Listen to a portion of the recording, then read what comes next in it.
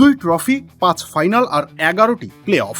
নিছক আবেগের খোলস ভেঙে সংখ্যার বিচারে ইন্ডিয়ান প্রিমিয়ার লিগের সর্বকালের সেরা ফ্রাঞ্চাইজি তালিকায় আরসিবি এখন 4 নম্বরে। 18 বসন্তের খরা কাটিয়ে ব্যাক টু ব্যাক চ্যাম্পিয়ন হওয়া আরসিবিকে এখন এক অনন্য পর্যায়ে নিয়ে গেছে।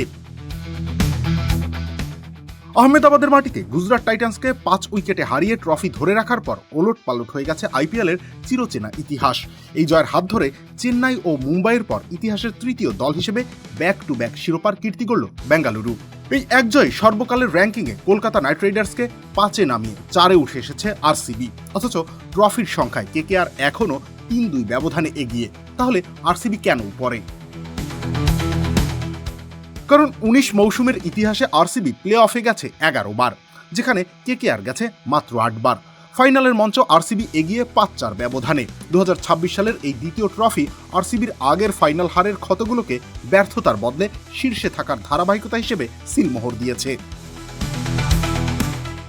অবশ্য র্যাঙ্কিংয়ের শীর্ষ 3টি স্থান এখনও আরসিবির নাগালের বাইরে।